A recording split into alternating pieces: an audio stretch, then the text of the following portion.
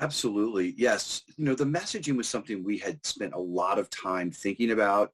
And if we harken back to the early days of the campaign, back to the spring of 2020, we were already through American Rivers testing messages with the River District, and polling extremely high at like 67%, if I remember correctly. And then we went back in the summertime. This is right as I was coming on, and the River District did another poll, and it was like 65 or 63% in favor, which for a tax increase on the Western Slope is amazing. So that was part of the initial discussion that of the no-go decision on the ballot measure. So because the second poll came back as strong, and remember, this is during the pandemic, people are struggling. So we felt those were just really high, solid numbers to base a campaign on. And it was, remarkable message discipline within, about protect West Slope water, that we didn't want to let outside interest rob future generations on the Western Slope of our water and our agricultural heritage. So I think that was kind of the baseline messaging. And then underneath that, you had different things about, the kind of, the main one was really, you have this dichotomy of the stakes are so high in the Western Slope because you have increasing demand from the Front Range and out-of-state speculators and buy and dry. And, there's simply less water in the river. And everybody knows that. Conservative, Republican, Democrat, Libertarian, it didn't matter.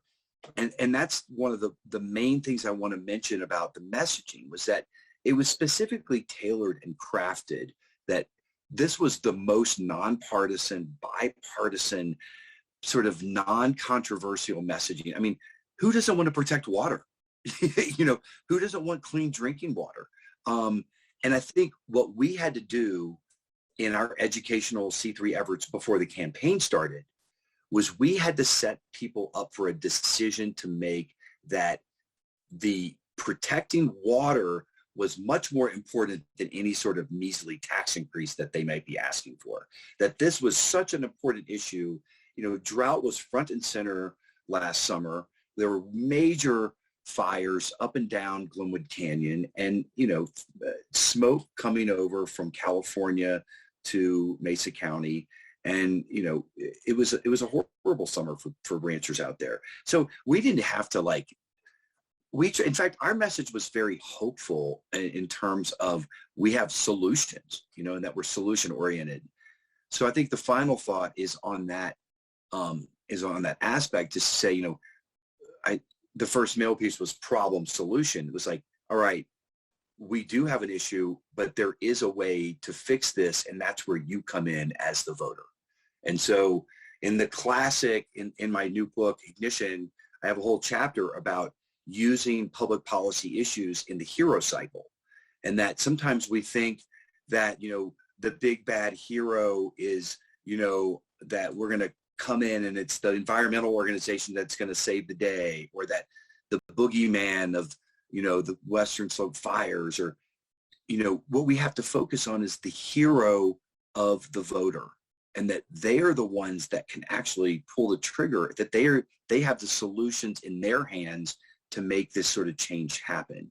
So putting them in that hero cycle is something that I try to think about when creating really good messaging.